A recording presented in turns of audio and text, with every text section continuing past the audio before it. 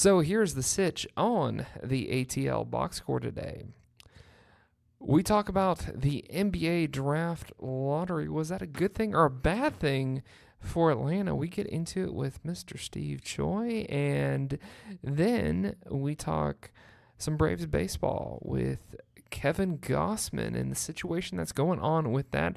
Then we have Michael Brummagem on the show to talk about more NBA. We keep on piling on the NBA stuff today, talking NBA lottery again, and also what's going on in the court with the NBA playoffs. So we have a fun show for you here at the ATL Box Score. I bet you didn't know that the ATL Box Score is Atlanta's newest sports podcast, and you're listening to Pro Style Wednesday. With starting a new podcast, people ask me all the time, Alex, where do you record your show at?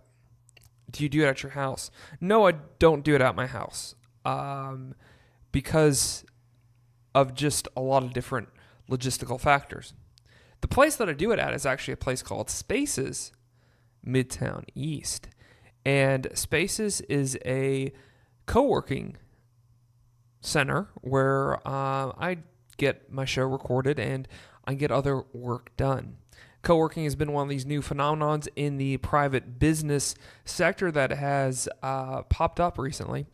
And Spaces also has another brand called Regis, which is more of a professional brand. Spaces is more for creators like myself. But to tell you more about these special brands in the business world is Mr. Steve Choi. Thanks, Alex. I appreciate those kind words. We absolutely love having you and ATL Box Score as part of our space. It's always great when we see you doing your work. But absolutely, Spaces and the Regis concept, we are both workplace providers here in the Atlanta area, but all around the world. We have over 250 Spaces locations worldwide, plus over 1,500 Regis locations. And what we're really here to do is just provide flexible options for any type of professional, whether you're an independent professional, creative, or if you're a large or small business. So we have several different types of options from small to large and memberships, part-time, full-time. So definitely come on out and check us out. Go ahead and look at the link on Alex's site and ask for Steve Choi. And if you ever come into one of our locations, let us know that Alex sent you or ATL Box Score, and we'll go ahead and set you up with a free 5-day test drive. Yeah, you can't beat that 5-day test drive. In those 5 days, you will know if Spaces or Regis is the right brand for you. And Spaces is all over the place. They're a little bit more limited, but they're in the main areas of the city. The one we are is right in the heart of Midtown, near the Fox Theater. There's one at the Battery. There's going to be one opening up North Point Mall there. And there's also a location in Colony Square. So they are all over the metro area. At just about any major business building in the Atlanta area has a Regis in it. So just Google them. But Spaces and Regis and Steve Choi in particular is your place to do your business.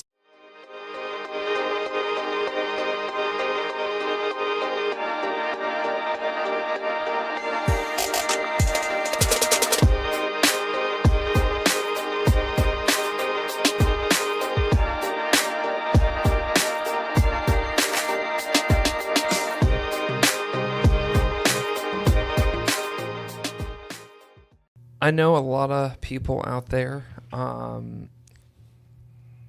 that are casual Hawks fans probably are a little bit disappointed this morning about what happened last night with the NBA draft lottery. But I really do feel like there is no reason to have any type of disappointment or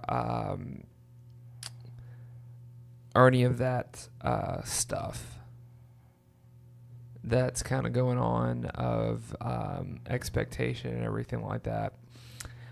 I feel like, though, last night, too, that four-letter network, you could really tell was always pretty biased to the New York teams and the flashy teams out west. At the big market teams. The big market teams. Do you feel that watching ESPN? Oh yeah. Even was it Stephen A. was like, damn it, typical New York. Like that's what you wanted New York to I mean, like, where's your objectivity, right? Right. As a journalist, quote unquote. He's probably a Knicks fan. Yeah, I mean, that's the thing is you want these big market people to have the stuff so that way you can charge them, or play their games on your network and get more eyeballs on it. That's all it is a game. So I was happy with the Hawks the way they went about their business last night. Yeah. That good old Jamie Gertz. Right. What show was she in? She was in several, but the one that she was in, I think, most recently was not Still Standing, but it was one where it was like a family comedy based in Chicago. It was an awesome show. I loved it. Okay. Yeah. Well, I found in the paper this morning she has somewhat of a Chicago background. I mean, yeah, it makes sense. She's a Cubs fan and everything like that. Makes sense. But I was like, oh, that's interesting. I don't know if she has a real Southern accent or a fake Southern accent. Did it sound like a Southern accent? I never saw an interview with her. Oh, no. But she sounds like she has a Chicago accent to me. Oh, really? Yeah. But that's who they had to represent in Atlanta. Well, her husband's one of the owners, right? Oh, I didn't know that. That's where it's missing. Yeah. Yeah, it's that was the missing link in all this, if you wondered. Her husband's one of the owners of the Hawks. Gotcha. Yeah. Gotcha. It was still a bit fun to see one of the Migos up there. Doing this dance thing that I've no idea about. But yeah, I'm trying to learn all the new moves. So that draft was interesting. It's the draft lottery, not the draft. I'm sorry. I get tongue tied too. Sure. It's always cool. Because you remember coming in here, I was like, "Yeah, did you watch that draft thing last night?" Well, I remember the first lottery thing that they had, where they were, they had little balls and all this stuff, and I'm trying to remember who was the first. I'm gonna look that up. Who was the first? What year the first draft lottery took place? My thing is like, I like the NBA. I like the NFL model. The worst team that had the worst record gets to draft first. Yeah, that just makes sense. But I guess this is the NBA. They always want to liven it up and everything like that. I'm just curious why they did that. I think they did it because the thing about the NBA and NFL are very two different, obviously two different sports. Right. But a player can make a bigger impact in the NBA on level. The NBA level coming from college faster than in football and in baseball. So I think that it's sort of like an unfair advantage where they felt like teams were probably losing on purpose to get the best player. Well, they have been, and now it's like they fix that, right? They sort of fix that, especially the Lakers getting in that 4 spot. My thing is, okay, with that argument that it's like you can get players in college faster and it can make a bigger impact in the league right now. Then why is it that the bottom feeder teams of the NBA just stay in the bottom feed of teams and they don't? You don't really see like a lot of movement. It's like it's one of those things where the rich teams get richer. Right. Yeah, I mean, it's all whatever, buddy. So that parallel, and you see too with the NFL sometimes that it's like those bottom feeder teams that get those picks in there. Like Cleveland Browns this year were probably the best example of this. They drafted Baker Mayfield, they drafted Nick Chubb, and now they have now they have Gordon Beckham. So Odell. Odell. Beckham. Yeah. It's always ODB. Odell. That's right. Oh hell. But yeah, now you have a chance to compete in your division. Right. So it's kind of a catch-22 type of thing. I always feel like. Yeah. So I feel like though the Hawks, regarding the circumstances, that in NBA culture we all get swept into getting the best player and everything like that. And especially where the Hawks are right now. And by the way, too, national media doesn't think that they're in that bad of a shape because they were mentioning Cleveland, and which I don't feel like Cleveland deserves to be where Cleveland's at, in my opinion. Right. Because you lost the best basketball player of a generation in less than 10 years. Lost him twice. Lost him twice in less than 10 years. I mean, Germany probably thought they had it bad when they lost 2 world wars in 20 years. Whoa. But I'm talking the Cleveland Cavaliers. Like, I have no respect for that organization or program. Nah, me neither.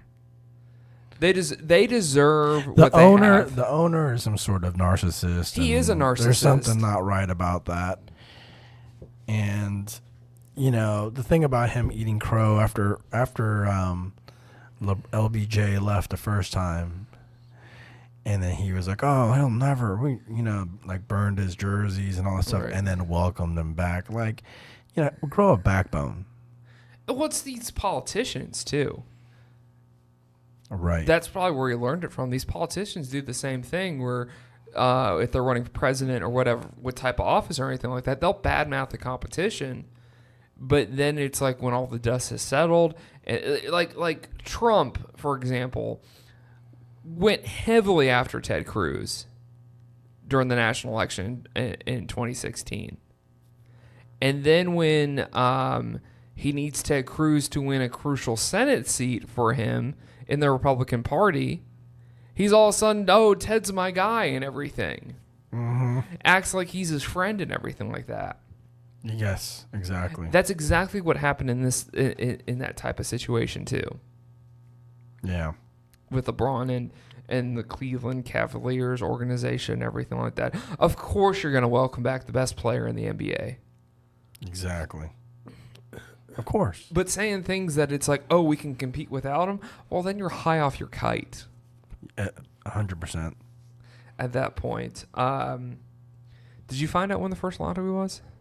1990. 1990, okay. And it went to the New Jersey Nets, and they picked Derek Coleman as their number 1 pick. Mm-hmm.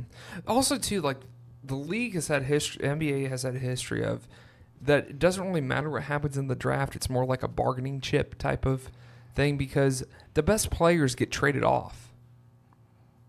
Like recently here, I mean, we drafted Luka Doncic and we traded him to the Mavericks to get Trae Young. Which now, it was a slow start, but I feel like now it's paid off.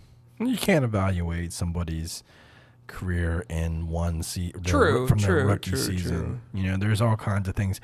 Was Luka absolutely? Did he make a splash? Yeah, he did. Will he be the better player at the end of his career? Hard to say. I guess what I was trying to say is that that it looked like a questionable decision at first, but now it's looking like the future is set for this kid, and this kid has lived up to the hype of what they drafted him to be. Which is apparently that you want to build a team like Travis Schlenk did with the Warriors, where you build it around a strong guy that could shoot threes. Yeah. a strong 3-point shooter and just build the other offense. And then if you get into the Kevin Durant sweepstakes. Well, you got 2 picks. And so while I hear that this year's draft is going to be And it's a down draft. Yeah, and it's fine. But you still get 2 picks that you could do a lot with. You could trade. True. You could make your picks. And I think you mentioned this earlier to me in passing that the Hawks strategy is very much like the Warriors strategy. They're there in San Antonio. They're there to build a team. Right. From within, ground up. And I think that's smart because if you look at the Warriors, you've got the core players were drafted. You know, obviously you have Clay, Steph, and Draymond. And we're not talking about some of the awesome role players. We're talking about like those core 3. So if you have that with the Hawks, with Trae Young being the first of many, and then these guys that are coming in, you build a strong core. I think then you add the additional pieces, like you say, and there you're back in it again. Yep, you're back in it again. Yeah, that's interesting. You said that it's like you have these pieces in place that you can trade up if you really want to. Right. Or now you have a good idea of who's going to possibly be available if you stay at 8 and 10. Sure. Or you could... I don't see Kevin Durant coming to the Hawks, but you never know. I'm saying a Kevin Durant type of player. I wasn't meaning like Kevin Durant. Like, gotcha. What I was saying is like you build... The Warriors, obviously, from what they've done, they built a team off of a strong shooter in Steph Curry. Yeah. Then they got pieces like Klay Thompson, right, who's also strong at shooting threes, but right. he can get up in there if he has to. to. He's also a defender. Right, he's also a defender and everything like that. And then Draymond Green, who's an awesome defense player. Exactly. But to your point, though, Golden State now obviously is a big market. Back when they were not winning, they were not. So the Lakers are always going to be a huge market. Knicks, Boston, they're always going to be big markets. Okay. The Warriors didn't become a big market, even though they're in the San Francisco Bay Area. They were probably not. They're probably a tier 2 level market. Definitely there's a lot of money there and there's a lot of sports activities there. Not to say the Bay Area itself wasn't a big market, but for the Warriors themselves, they were probably considered a very minor market in terms of, viewership and whatnot. Right. And so now obviously they're huge and they're going to get their new stadium and all this other stuff, or new arena. Atlanta is in the same position. So Atlanta is sort of like I would say a tier 2 level because it's big enough and there's a lot of people here. But on the NBA scene, it's still one of those things where players are like nobody really wanted to go to the Warriors. Like people, before the Warriors started winning, like the first person that left the Warriors was Chris Webber. Because he was like, I'm out of here. And then Latrell Sprewell was out of there. And people they were like dreading being drafted by the Warriors. It's kind of like how the Sacramento Kings are right now. Like nobody wants to get drafted by the Kings, but they're up and coming now. And so there might be a point where they become awesome. But the Hawks, I think right now they'll have a hard time getting that big money player. Mm-hmm. But if they get their core and their young guys going, don't be surprised if 2 or 3 years down the road, somebody wants to come to Atlanta to kind of be that final piece that takes them to the finals. Right, absolutely. Man, I got sidetracked. Right now, I'm gonna do a call to action, but save those thoughts. I do have something on that thing, but yeah. Right now, if you're listening, you're probably listening to 20 minutes in already that we've gone. So this is the ATL Boxscore Podcast. This is Atlanta's newest sports podcast. And Be sure to like, subscribe, and comment because we definitely need you guys' help, and we're definitely here just to talk sports, and hopefully you could hang out with us for as long as you can. However you could listen to podcasts. So my thought with all that too is, Atlanta from a basketball standpoint is attractive from a youth standpoint. That this is the place where you want to raise your kids, and you want to grow your family or have a place to where you can live as a family. Mm-hmm. Maybe I'm going a little bit off the rails here, but at the same time, I totally agree with you. From an NBA standpoint, this is like a second-tier market to attract NBA talent. But at the same time, I feel like the Hawks organization as a whole is a sleeping giant. Like, I feel like the city really, really is, because, like, you have the Hollywood stuff going on. And then when Hollywood was at its peak was like when the Lakers were at their peak. So that makes this place more enticing. And also to just the overall vibe back in 2015 when the Hawks were looking like they could possibly win the East and possibly go into the finals. Mm-hmm. They had the number one team. Right. Right. Look how the city rallied around the Hawks. Yeah. Look how the Hawks became an attractive place to play, a place to. The city's a very good front-running team. It is. Front-runner city. So when their teams are out there actually doing well, I mean, just look at the Atlanta United. And then you look at the next year. Right. But they're great. When the teams are winning, they're out there. That's the good news. Right. Are you talking about the year they won the championship in this year? Yeah. I'm just saying that the Atlanta fans in general are great when their teams are winning. Right. Unfortunately, they're not so great when the teams are not winning. They're kind of like, meh. But who is, though? I'm going to go ahead and say, like, probably Boston. Okay, but Boston's a different animal. Right? Boston, there's a lot of... The thing about Boston is the fact that it's like all their families stayed in like one... Like, if you were a family in Boston, you stayed in one place. Mm-hmm. You just stayed there. The problem with the city is, like, you have a lot of transplants that bring their teams with you. Like, you bring the Warriors with you. Right. Oh, you don't think Boston has a lot of transplants? No, Boston doesn't have a lot. They have a lot of natives. Really? And this city doesn't have a lot of natives. So I'm not saying that's like the big excuse or anything like that. Sure. But that's one of the challenges here, just in Makes sports sense. in general. Right. That the only reason why I'm a Hawks fan is because I lived here. I mean, I was born in Charlotte. Right. But I'm not a Hornets fan. True.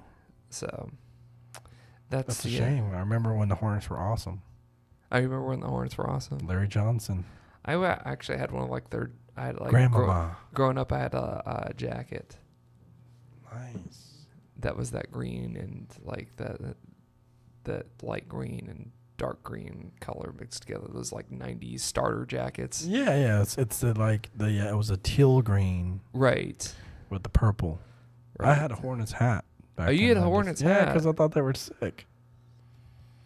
Their logos are really cool. I'll give you that. The colors are all. So when I was coming up in high school, it wasn't, fashion was more like having the most unique.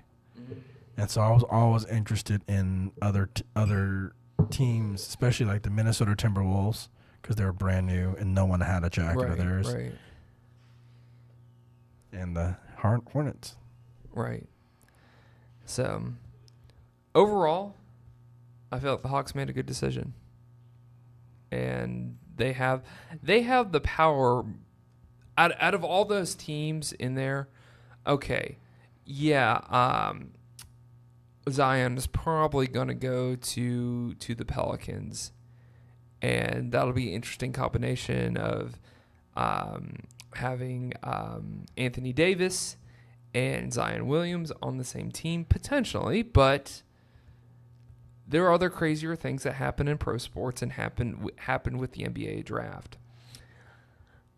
I feel like, though, it seemed like, and maybe this is credit to Zion last night, but he seemed surprised that it's like, I don't know if the kid's paying attention or the kid's kind of in his own zone or anything like that. Maybe that's a good tribute to anyone who gets him, but he kind of had an error of himself where he was just like, really, I'm the number one pick? You know what I mean? Yeah, I think what you're confusing is his humility. Oh, you think that's him being Because, come humble? on, he knows he's the number one pick. I mean, if he doesn't, then you might want to test him for drugs. Because everybody knows. No, I thought it was more of a thing that he might be in his own zone of trying to get better and trying to work out and everything like that. That it's like, I think that's the humility thing. I think he's actually, at least as it stands right now, I think every time I've seen him talk and every time I've seen him play, like, I don't get the sense he's not like this egomaniac dude. It's like, oh, I'm about to dominate the NBA. Right. You know, he's not a Charles Barkley. He was not a Shaquille O'Neal to some extent. Right, which is probably good for the NBA as a whole. Well, it You're depends getting someone like, if he comes. It depends on what he morphs into. Right.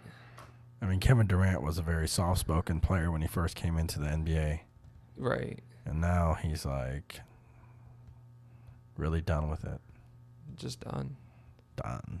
Just done. Just over He got too caught up into what the media is talking about him. Yeah, and again, I think he's just a sensitive guy. He let the media get under his skin, and now he's like, oh, who am I? I'm Kevin Durant. I'm like, oh, okay. Mm-hmm. And that's my boy, but okay. Let me ask you this.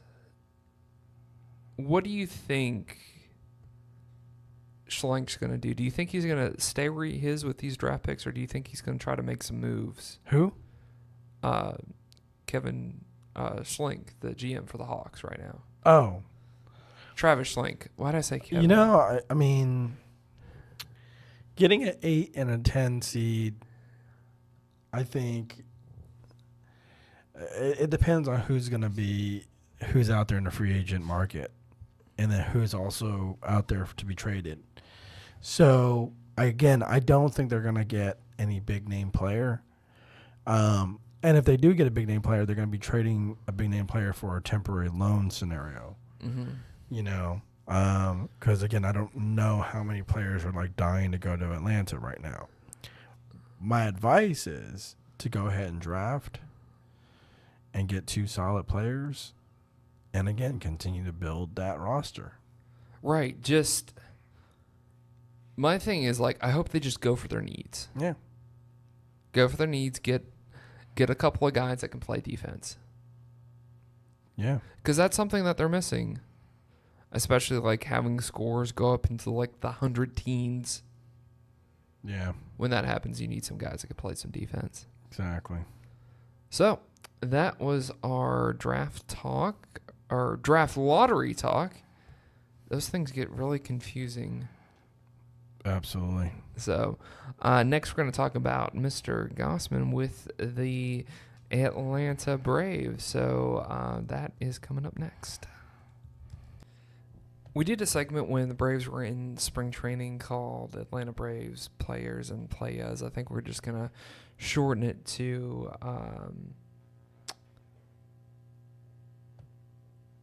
Braves Players and Playas. Like it. You like it? Yeah. Players. I'm glad you do. In this edition, we're going to talk about Kevin Gausman, who was the pitcher back in May 3rd on a Friday night in Miami. Yummy, yummy, Yummy, yummy. So he was pitching that night, and Jose Urena, which for some reason had some sort of beef. We don't really know too much about this. Maybe he's jealous of Ronald Acuna that he doesn't hit as many home runs as Ronald Acuna, that he wasn't gifted like that. Maybe this guy, maybe this guy's he's just jealous that this guy wanted to be a home run hitter like Ronald Acuna, and I guess he had to settle for being a pitcher instead. You know, when you're just so good at something that you just have to... You're good at something, but you're not as good as you want to be, and you have to settle for something. Yeah, I guess. Like hosting a podcast. No, I think you're great at that, buddy. Thank you. This is what I want to be. I'm joking. I guess we could all, but we always want more, though. Anyways, back to the what actually happened on the field, and not this speculation stuff. I guess is another thing that podcasts are great for. You can just speculate about this stuff. Yeah, you can do whatever you want. That's what's great about podcasting. Yeah, you can do whatever you want. You could do whatever you like. Yeah. That wasn't planned. That just happened. This is a great thing about podcasting. So with this, what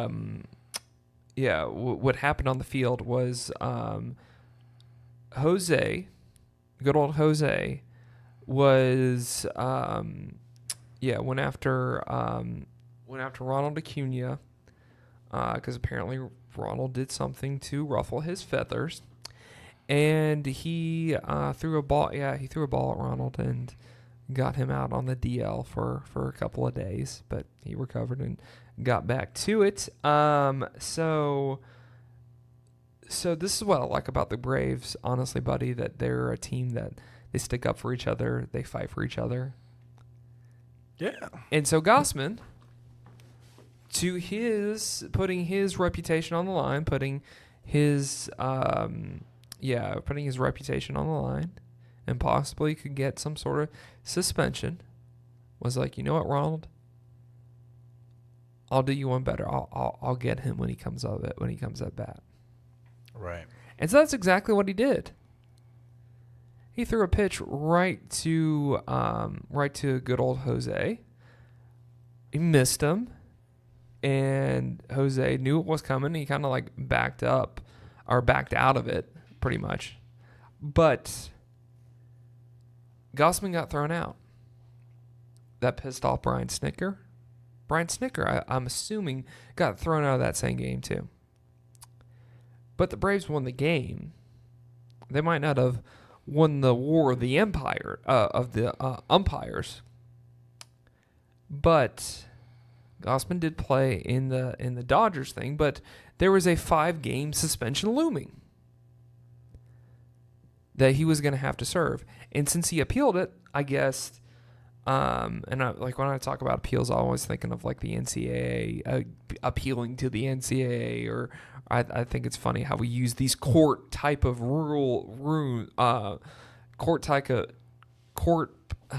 my gosh, I'm getting tongue tied.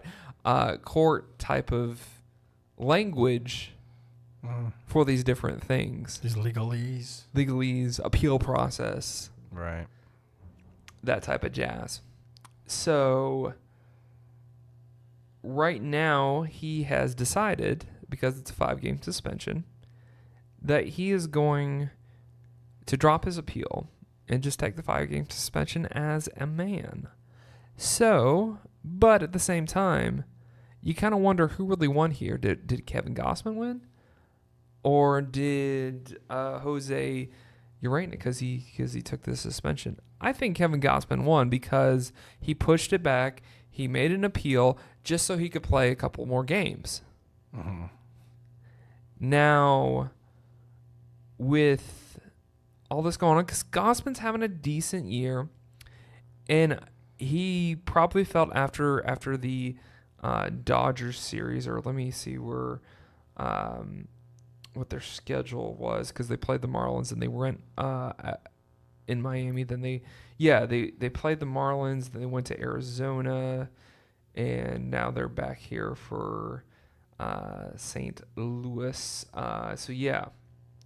So after the Diamondback series, he was just like, let's just hang it up, even though that the Braves right now are in a pretty critical series with St. Louis, with Minnesota. But at the same time, pitchers usually get 5 days rest. Right. And so he gets the 6 days. So it's kind of like he manipulated the system to use it to where he could get more rest. Right. Right. Where he got an extra day of rest in between the pitches, in between pitching.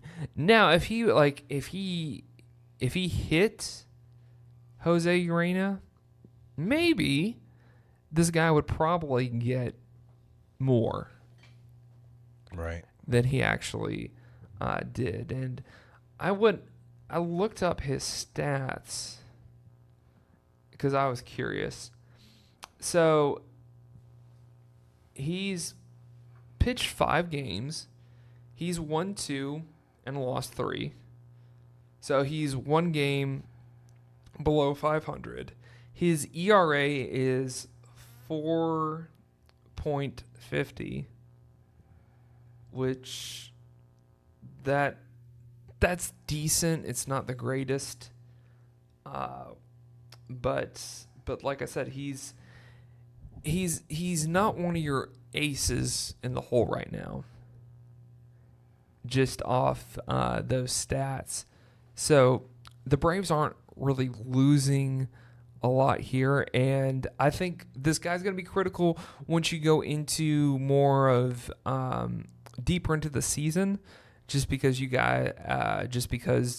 right now the bullpen is young and thin. So where this guy's suspension is coming in, I feel like is probably coming in at a decent time, and he should probably be like back after or during the Milwaukee series. So it makes you wonder who really won here. Did Major League Baseball win because he dropped the appeal and now he gets to serve his time, and we don't want people throwing it. We don't want people throwing balls at other people and everything like that. You know who was the loser in all this though? Who was? Ronald Acuna. Ronald Acuna. But I like though that it's like you have someone sticking up for your teammates. Well, that's what you should do. Right. I mean, that's a known thing that when somebody gets beaned, you're gonna get payback eventually. Right. And to be honest, just to be totally honest and transparent, Major League Baseball is like right now the most like ethnic outside of MLB is probably like the most diverse locker room you're going to see. What is baseball? Baseball. I mean, in like because these guys don't have to like, they just have to show up, do what they're supposed to do and everything like that. Like Kevin Gausman didn't have to like try to go out for a 5-game suspension. Right. Because it's one of those things where it's like the Dominican guys or the Spanish-speaking guys could stay in one place, and then the other guys could just hang around whoever they wanted to hang around, or just show up and check out. But it's like this guy's going after a guy that standing up for a guy that we don't really know what his relationship is like, but just from a background standpoint. Like, they have no reason to be friends. Nah. But he's standing up for him, though. Absolutely. So, that is my take on Kevin Gausman. It took me twice to get this segment done. So, second time's the charm, though. Sometimes you got to do what you got to do. You got to do what you got to do. We want to put together the best segments for you guys. Or at least we strive to do that here at the ATL Box Score. Definitely. So, with that being said, we're actually going to have Mike Bromagen coming on next. So that was our Braves portion of this show. We've been dominant. Some reason we dominate the NBA talk more than we do the Braves talk. Maybe when NBA dies down, I think we'll probably talk more about the Braves. So yeah. So with that being said, like, subscribe, comment if you haven't already, and we appreciate that you're hanging out with us today, whatever you're doing. I know I listen to podcasts on the go, so I don't know how you're exactly listening to this podcast, but we appreciate you just hanging out with me and Steve. I'm Alex Berger. That was Steve Choi joining me in the beginning of the show, and especially in this segment. So right now we're going to welcome to the conversation Mr. Mike Bromagen.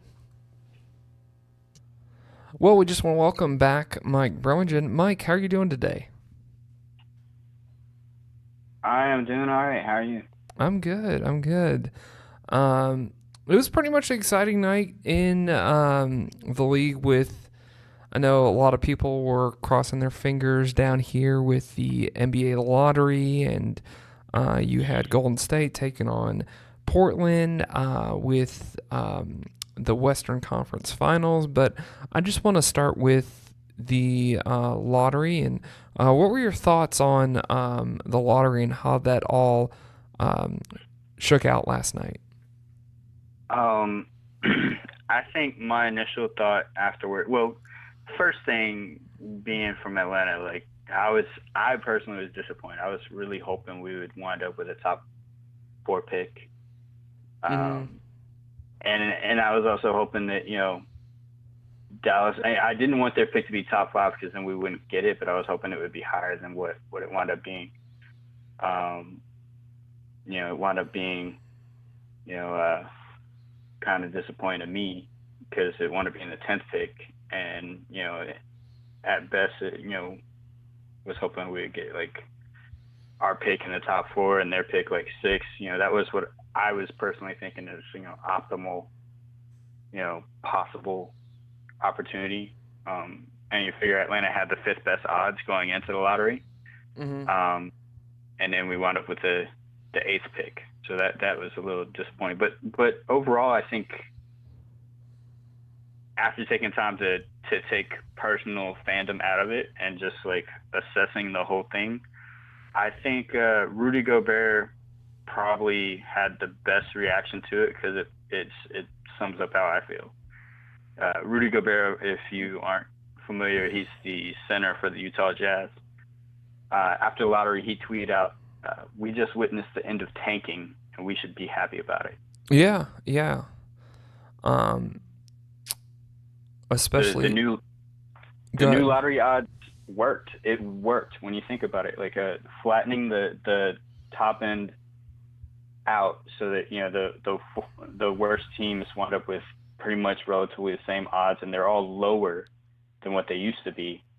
You got the top 3 all get just 14%, and 4th gets 12.5, and 5th gets 10.5. So it's pretty flattened out right there, and then it drops off 9, 6, 6, 6, 3, 2, 1, 1, 1, 1. So leveling the playing field for the bottom teams and giving some of the not so bottom teams a still pretty good chance of winning really worked out, because now, and when you look at the teams that came out on top, like New Orleans won the lottery.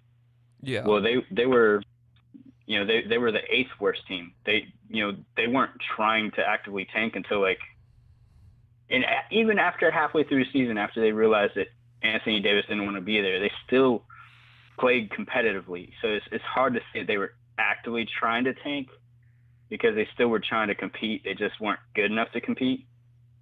So, for them to win, that's that rewards teams that just aren't good.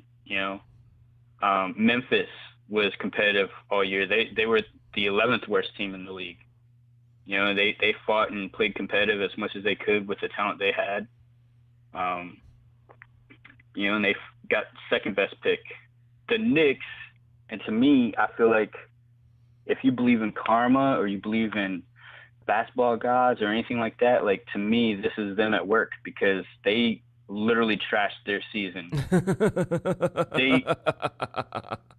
They did. They threw it all away trying to get Zion Williamson, and for all the bad karma they've been racking up. You think back to their owner having Charles Oakley, one of their greats, thrown out of the building. You think about what just this past season, owner James Dolan was upset that a fan told him he should sell the team and had that fan banned permanently from the stadium. Things like that, like, that's bad karma. Like, you are doing things that are actively, like, really, really bad, like, just negative. Like, there's no good optics. And so to me, they did not deserve to be gifted with Zion Williamson. So for them to wind up with the third pick, like, I thought that was good karma. Like, they didn't deserve to get the best pick. I was so glad where they landed, because the bias that I felt like from the national media the whole time was just focused on the Knicks. New York. Yeah. Then it was like, oh yeah, by the way, there's also Phoenix, there's also Cleveland out there. Yeah, and neither of them finished in the top 5. No. Well, when Cleveland was 5th, but not in the top 4, which is where you want to be. Because this is a very top-heavy draft. It's not a deep draft. So, like, once you get past, like, the 10th or 12th pick, like, it falls off. Like, you don't really have as much talent past, like, 10. So, like Boston, they're like, not looking great, because they had 3 picks. They have 3 picks in the first round, but they were hoping they would get 1, if not 2 of them in the lottery somewhere. Didn't happen. I mean, their highest pick is now the 14th pick, and then they got the 20th, and then they got the 22nd. And it's like, that's in this draft, this year's draft, that's not really gonna sway teams. That doesn't make anybody really, bat their eyes in a trade. Right. Because where they're sitting with those 3 picks, it's not gonna be like top level talent. Right. But you look at New Orleans. Just think about their situation. Anthony Davis wants to be traded. They looked their way into, like, a perfect scenario. Like, okay, they trade him away, and they still get to keep, potentially keep Zion Williamson, unless they get a trade offer for him that's going to be fantastic. But with him as an asset, like, they could either keep him and he'll be the star that they can get ticket sales from, or they can, if somebody makes a ridiculous offer, they could try to trade him. And, because even though he hasn't even played a game, I'm sure there's somebody willing to throw a king's ransom worth of assets at him. Let me ask you this about Zion with New Orleans. Do you feel like he could be the right fit there with what they're trying to do scheme-wise? If he doesn't demand a trade away from that team, which could always happen, then they will build their team around him. They'll make it fit. He will be the centerpiece of whatever they try to do there. Even if they have an Anthony Davis? I don't see Anthony Davis. Anthony Davis doesn't want to be there. He's already been there. He's determined he doesn't like it there. He doesn't want to be there. It doesn't matter what the new management wants to do. He's not trying to be there. So whether they wind up trading him or whether he walks as a free agent next summer, he's made it clear he doesn't intend to be there. So I don't think that's going to be an issue. I don't see Anthony Davis being being any kind of obstacle to Zion being the guy, the featured centerpiece of that squad. Mm-hmm. And you think about the Lakers getting the 4th pick actually helps improve whatever New Orleans could possibly get, because they got Zion. I mean, they can draft Zion with the top pick. But the Lakers now, who want to try to acquire Anthony Davis, have the 4th pick, which is still a relatively good pick. You still got some quality talent at that spot. So now, they could try to ask, if the Lakers try to make an offer, they can be like, look, we want that 4th pick. We want, most of your young players. Right. Like they can pretty much get a king's ransom now from the Lakers and actually like what they get. Right. Because I was kind of wondering, does the Lakers actually need that 4th spot? Do they need it? Well, with LeBron on their team, if they're committed to actually trying to win with LeBron, then they need veterans more than they need rookies. But that player is an asset, so whether they keep that young player or whether they trade him, it's going to be an asset. So anyway, at that spot, they could get a young guy who could potentially be of value to the team and their chances at winning. But they could also trade him to try to get somebody that's, veteran and, like Anthony Davis and, make that work. So it plays to the Lakers' favor that they lucked into the top 4. Mm-hmm. I just want to talk more about, because we mentioned about Atlanta, since I feel like a lot of people down here are still, I don't feel like, they didn't get into the top 4, but I feel like right now they're in a good position getting 2 picks in the top 10. Do you feel like that they're going to trade up to get in a better position with those 2 picks, or do you feel like they're going to use all of them this year at where they stand right now, or could this be a bargaining piece down the road? I think that, either one of those is a very real possibility. You think about it, like trading up could definitely happen. That's legit. That could happen. I don't know that I would be opposed to it. I don't know how you feel about it, but if you can get somebody in the top 5 who's willing to take, the 8th pick and the 10th pick, you do it and you try to move up and get an even better quality player. You could get, potentially DeAndre Hunter or Jarrett Culver. Mm-hmm. If you move up high enough. Maybe Darius Garland, one of those 3 guys. Looking at the guys, NBA.com has an early mock, and right now they're projecting the Hawks to take Kobe White, and he's 6'5" from North Carolina, and Sekou, I don't want to butcher his last name, Doumbouya.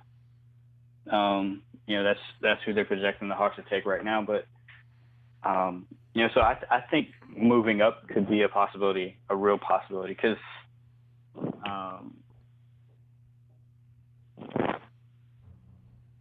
honestly, that's why I projected to begin with. Remember when I was all hopeful that we'd get the something like the I was hopeful we'd get like the 4th or 5th pick and also like a 6th or 7th pick and then try to trade up to the top 3.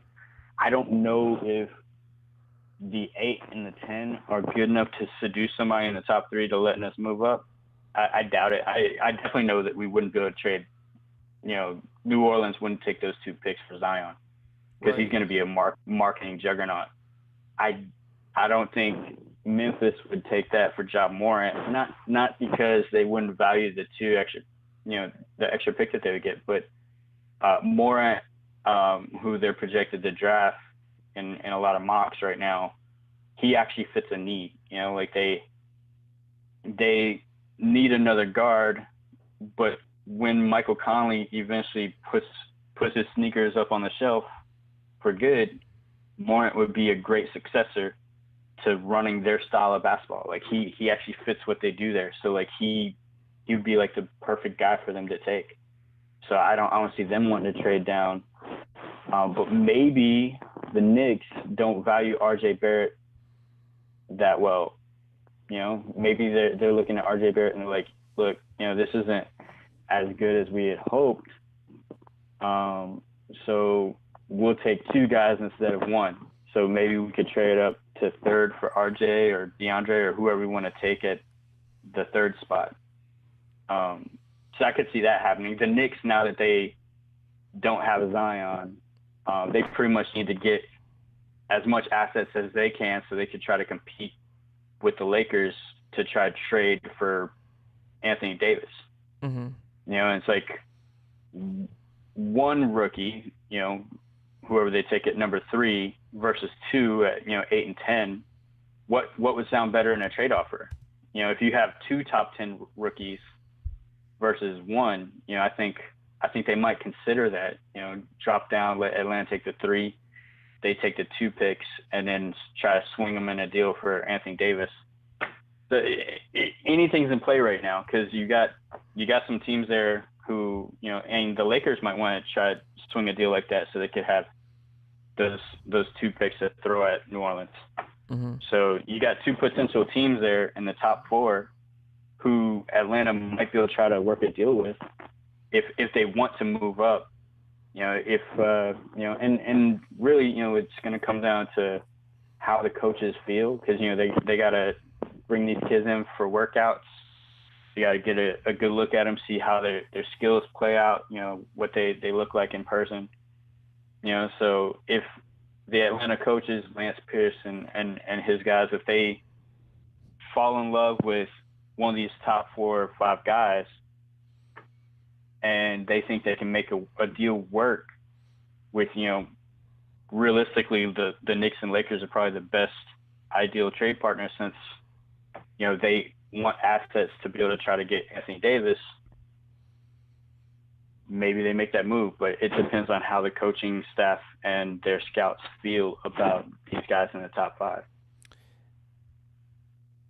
The mock draft I'm looking at, I'm on NBA.com. In one of these mock draft scenarios, they have Cam Reddish that the Hawks would be, if the Hawks stayed at 8, that they might draft him. Do you feel like Cam Reddish, do you feel like he could work out for the Hawks and what they're trying to do? Could. What does that mock have them getting at 10? Just curious. Oh my gosh, I'm having trouble like saying this guy's name, so I don't really want to try that. I think it's Hayes. Jackson Hayes. Jackson Hayes, yeah, okay. Okay, so, you know, get a power forward center type and a swing guy.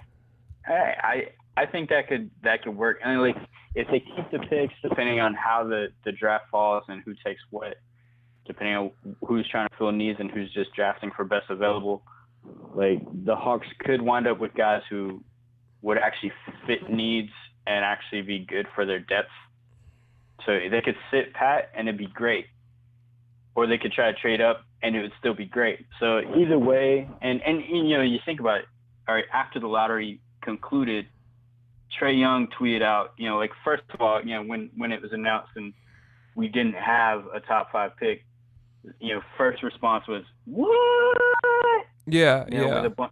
With a bunch of like surprise faces, because who wouldn't be surprised? We had two picks, 2 potential picks that, you know, should have been like higher than what they were, and both of them fell.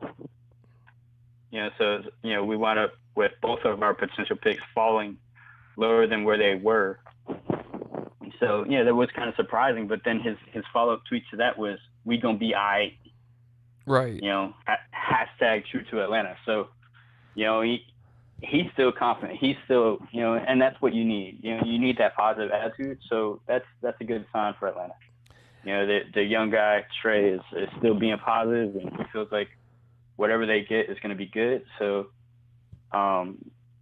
really, it's going to it's all going to come down to the workouts. And when they work these kids out, who's going to stand out the most? I don't even know if they're even going to bother working out Zion. Everybody's probably going to work out Zion, but the odds of them actually being able to try to trade up to get him are probably zero. Right. Don't see that at that this happen. point. Yeah, at this point, it was nice dreaming about it back in March and April, but not at this point. And I feel like too, majority of Atlantans probably felt that same way.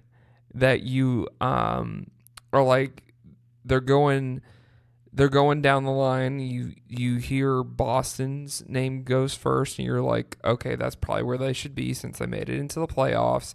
And then you get these other teams, and then you see the Hawks getting pulled at number 10. And you're like, yeah, you have that kind of shocked feeling. And then you see them at number 8, and then you're like, okay, but they have 2 draft picks in the top 10. So the question is 2 better than 1, or is 2 enough to get 1? Yeah, and it's all going to depend on who the coach is like. So those workouts are going to be important.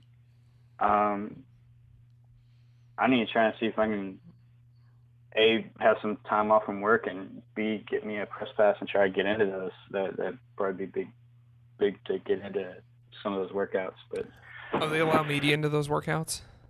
Some of the workouts are open to media. Some of them aren't.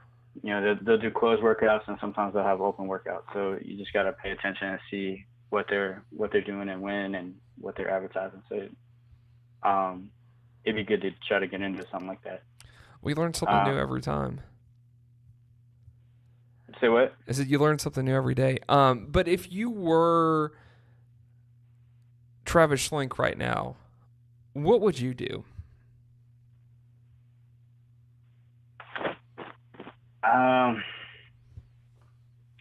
On paper,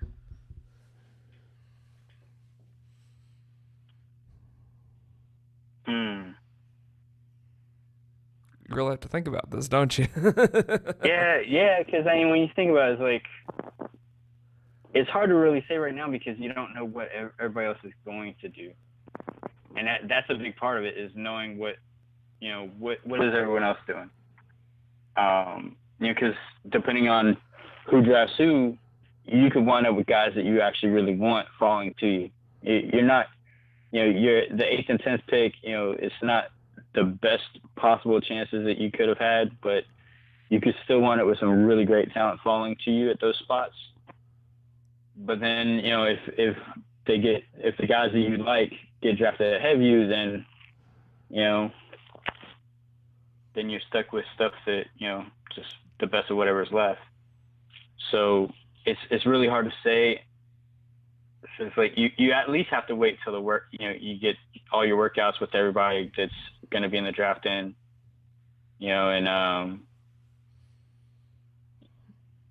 maybe do some extra visits, do some private workouts, have the coaching staff do some private workouts with some of these guys just to get some one-on-one and interview them. And to me, the interviews are really important. That's going to be really important, getting a feel for these players' personalities. I would even bring in Trey and John Collins and some of the core guys to what we're trying to build there, and have them, interact with these guys and maybe even practice with them when you do your private workouts, and get a feel for who fits well and who has some chemistry with the guys that you're building with. Because if it winds up being one of these guys that's in the 4 to 7 range, maybe you do try to trade up. If it's somebody like the 6th or 7th pick, I don't trade both the 8th and 10th for that, but I might trade the 10th and the Hawks have a number of second round picks, so maybe you could package the 10th and 2 or 3 second round picks and be able to move up from 10th to 7th. Or something. You could try to make something work and still hold on to the 8th, or maybe trade the 8th and some second round picks and keep the 10th, or whatever. But you don't necessarily have to sacrifice both of those picks just to get one, depending on where you're trying to move. If you're trying to move inside the top 5 and get the 5th, 4th, or 3rd, you're probably going to have to give up both the 8th and 10th. So it depends on who they really fall in love with, who they feel like meshes with Trey and John and Kevin and who fit with their personalities, who fits with their on-court play, who would provide the best chemistry. And once you get a feel for that through the interviews and through the private practice with and behind closed doors, then you're gonna have a good idea of what strategy you need to take. Do you want to sacrifice both those picks and try to move all the way up, as high as you can go, or do you try to trade one of them with some second round picks and try to move up a little bit and get, something in the middle range? So it's going to be interesting to see. But they have options. That's the thing that's really positive is Atlanta has options. Right. And when's the last time we could really feel positive about that? Right, exactly. There's still kind of an error out there that we control our own destiny. Mm-hmm. So, let's talk about the play going on in the court right now. What was your thoughts on the Warriors-Rockets series? Because a lot of people think that a lot of Warriors fans think right now that they're seeing 2015 play out all over again with the absence of Kevin Durant. So, what was your thought about that series? I was extremely disappointed in Houston. Like when Kevin Durant left in the third quarter, Game 5, they had a prime opportunity to try to win that game. That would have put them up 3-2 instead of Golden State. Then being up 3-2, they would have two chances, both Game 6 at home and 7 on the road in Golden State to try to win the series. Instead, they crapped the bed. They literally just gave it away. They had the chance, they even had a lead for a bit, but they disappeared when it mattered most. They disappeared in the final minutes and had some key turnovers. When I think in the final 5 or 8 minutes, James Harden alone had 2 or 3 turnovers. It was bad. It didn't go well. They in the clutch time when you need to be big, they disappeared. Right. And Game 6 was much the same. They had the lead going into the fourth quarter, and then the final 10 minutes, James Harden only took one shot. Only one shot in the final 10 minutes. Wow. And Chris Paul played great the whole game, and then in the fourth quarter he disappeared. It's just for these guys being so huge all year, and then when it's really necessary, when they really need these guys to be big, they're not there. I know that the MVP vote is cast well before the playoffs. They cast them you're supposed to cast your votes within the first week after the regular season, I think it was. But if you still had a vote and you could get it in, how could you possibly think of James Harden as your MVP when this is how he routinely plays when it matters most? It was the same deal last year. Last year, they had a chance to win. They had the series lead. They could have won in Game 6. They could have won in Game 7. And James Harden disappeared when it mattered most in both of those games. So there's no excuse. These guys just I don't understand how people think that James is so great. He's a phenomenal talent, but your ability to play when it matters most in the clutch, in the playoffs, that matters towards your greatness. And to me, this mars his legacy. Whatever kind of legacy he was hoping to build, I don't see how he could recover from this, because I don't know that he could. I mean, he's still young enough he could try to get a championship, but that team is riddled with bad contracts. I just don't see how they're gonna ever be able to put together a championship team. You look at Chris Paul's contract is straight garbage. he's got like three more full years left on his contract at $40+ million a year. And he's only getting older, only getting more injury prone, only missing more games. That's a horrible contract. Like, that's not the kind that's eating up a third to a quarter of their entire cap.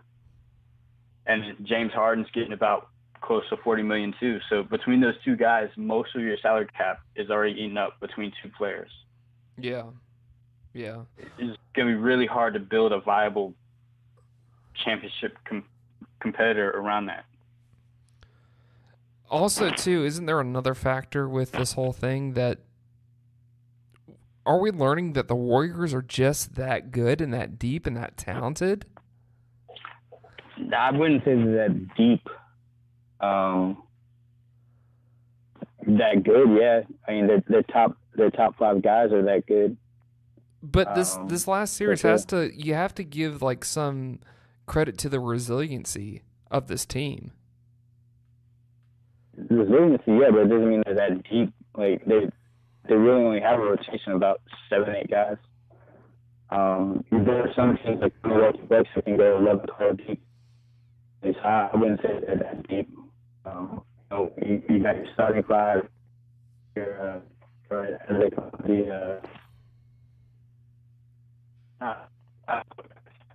team that New York, they're really hurtful.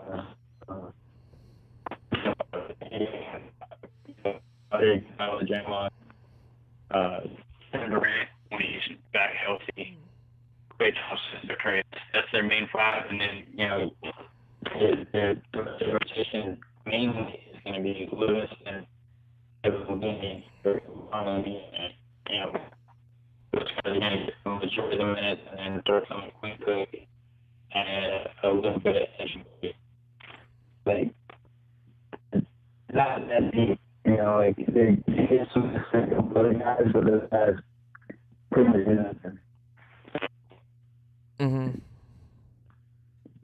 They have one game, I don't know which game was it. The starting time is actually minus, but the bench actually, I think it's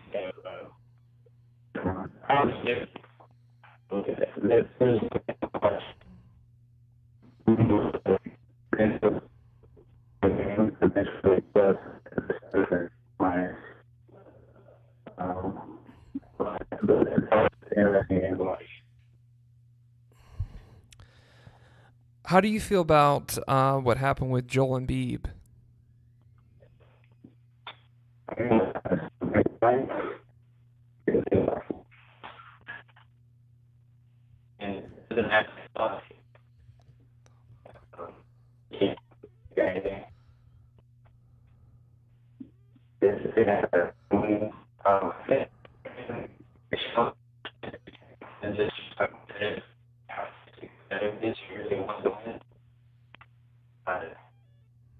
The game was tied with 4 seconds left, and then freaking Kawhi Leonard's shot hits every possible side of the rim, 4 bounces before it finally falls through. So they must have been thinking, hey, this is going to overtime. We got a really good shot at this, and then all of a sudden, just out of nowhere, bounce, game over. That's got to be really deflating. Mm-hmm. But yeah, I'm sure it's rough. It's hard for him, but the bigger question is what are they going to do with Ben Simmons? Because he's been abysmal these playoffs. Like for being like a triple-double machine during the regular season, people have exploited his inability to shoot and really relegated him to being, nothing. Like he hasn't really been a factor in any of these playoff games. He used to get some rebounds and a few assists, but on offense he's just a liability. He can't shoot. They try to hide him, but they really can't so it's like look at one of the big problems they had is anytime they'd have him on the floor at the same time as Joel Embiid, to be able to hide him offensively, they have to put him down by the post. Ben Simmons is not an effective post player. You know, he doesn't have much of a post game. The person you want in the post is Joel Embiid, but Joel Embiid's a better three-point shooter. So they would put Joel Embiid on the perimeter, but now you wind up not being able to take advantage of one of your best players in his best spot. You know, they should have had Joel Embiid in the post, beating up on Toronto, getting Toronto in foul trouble. They could have won the series had they played that way, but because they have to cater to Ben Simmons' weaknesses, that wasn't a possibility. And so that diminishes the strength of this team. So, you know, if he can't learn, create a jump shot, whether it's out of nowhere or whether it's through, quote, repetition, as he said in the press conference, if he can't come out of the summer with a viable, actually going through the net, you know, through the rim, through the net jump shot, then they got to look at trading him, because your window of opportunity to try to win with this team is only going to grow smaller if he continues to be a liability offensively, especially as, you know, it drastically affects your ability to be able to utilize Joel Embiid and his strength, which is playing in the post. Mm-hmm. What do you feel about Portland's chances of trying to make it to the finals? I don't think it. Maybe they win one game. Well, if they had Yusuf Nurkic, that was their starting center for the whole year, and he was having a great year. He's out for the rest of the year with injury. If they had him, it would make things different, because then they'd have a viable post presence to try to play physical against the Warriors. But now their best post option is Enes Kanter. And Enes Kanter isn't really a beat 'em up, bang 'em type post player. He's a pick and roll, cut to the basket type post player, and that you're basically playing Golden State style of ball. They're relegated to trying to be the Warriors against the Warriors, and you're not going to beat the Warriors that way. Just like, for as much as we might like Damian Lillard or CJ McCollum, and as good as they might be, they still aren't as good as Steph Curry and Klay Thompson. And so if you have a guard-oriented team and you're trying to beat the Warriors, then you need to have an advantage that they don't have, which would have been trying to beat them up in the post with Yusuf Nurkic, but they don't have that because he's injured. You know, and being that Kevin Durant's out as well, you know, that would definitely be an advantage, because you're going to have Kevin Durant there to try to help back up Draymond or whoever else is playing down low. You know, so now you just got two guards versus two guards, and the better of the two is going to win, and Golden State has the better of the two. Right. With this Milwaukee and Toronto series, I feel like the Eastern Conference Final is a really good matchup. Do you feel like this series could possibly go to 7, or do you feel like it's going to be lopsided on Milwaukee's side? I think it could go 6 at best, or be a sweep. It all depends on which Toronto shows up. And that falls squarely on the shoulders of a couple players. That's going to fall squarely on the shoulders of Kyle Lowry, Fred VanVleet,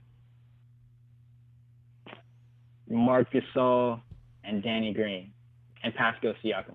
Those guys have to be able to provide quality minutes and points on offense. If they can't get you at least 10 points each on offense, you know, and throw in Serge Ibaka can get you a good 10 points here or there. But if you can't get like 10 points out of each of those guys, you are not going to beat Milwaukee. Milwaukee is just too deep and too good.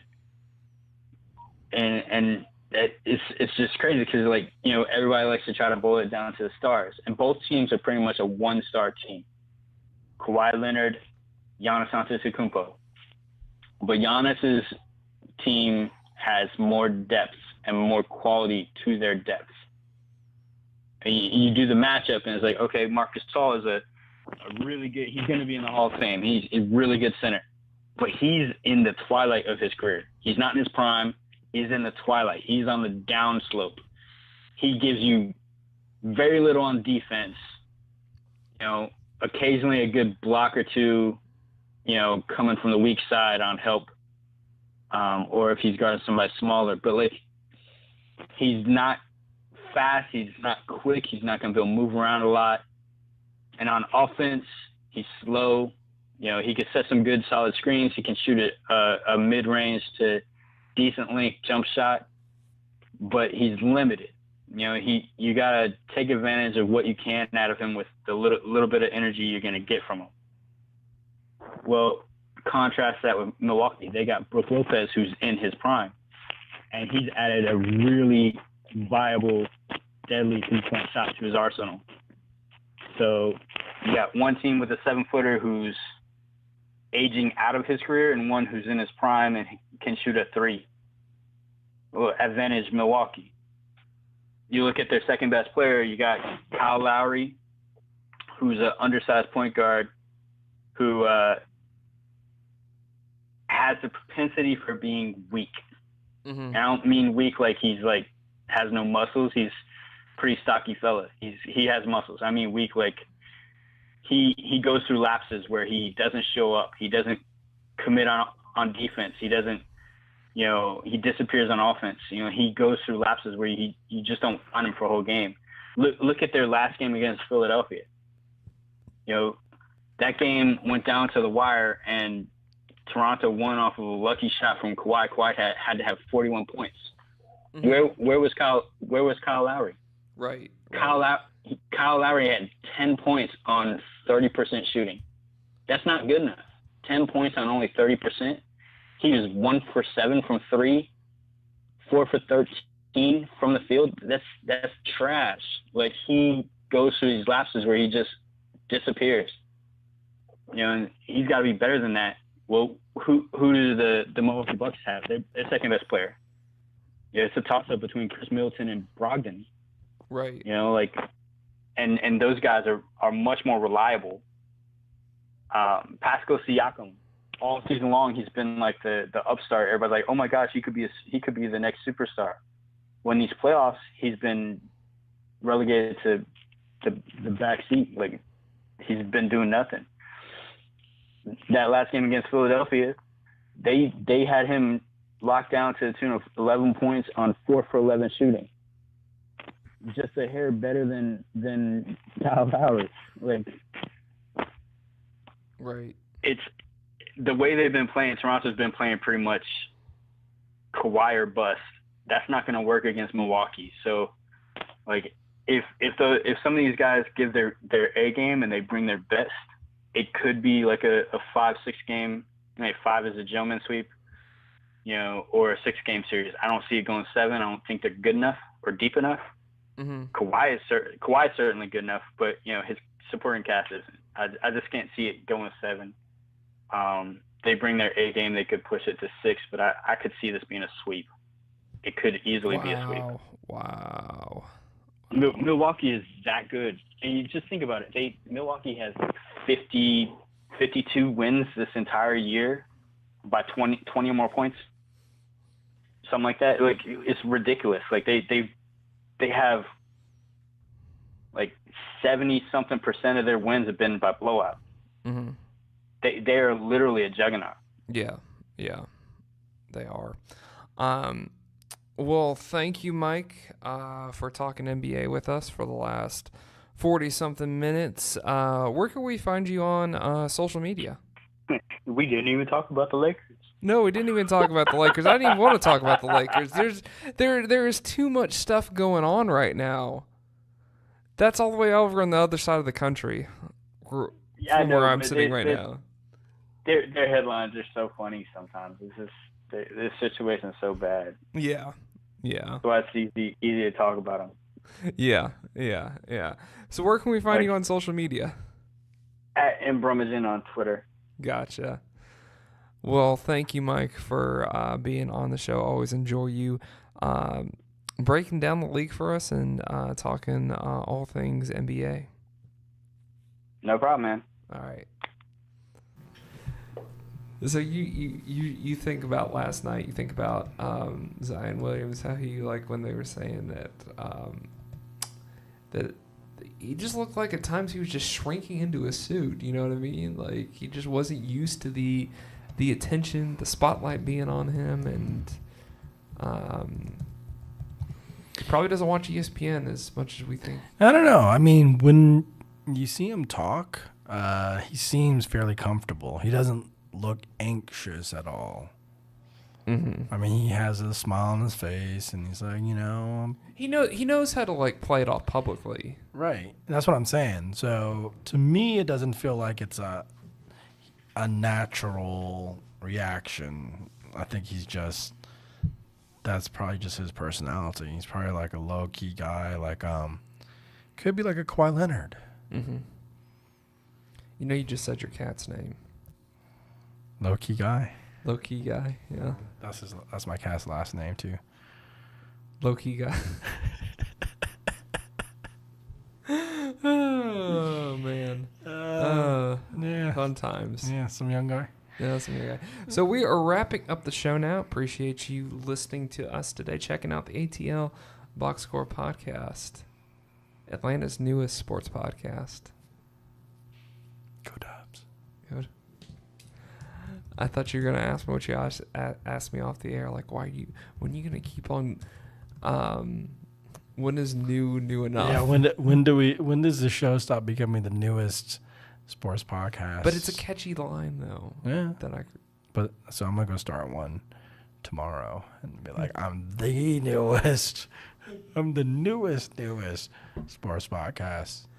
Good luck with that, buddy. I'm gonna call it the BATL, from the A to B. Okay. Or why don't you just call it whatever Steve wants to talk about show? Well, that's my Troy to the World, right? Oh, that's a spinoff. Troy to the World gets its own show. Right. I love it. So, if you want to sponsor Troy to the World, go right ahead. We are collabing right now for the next newest podcast out there.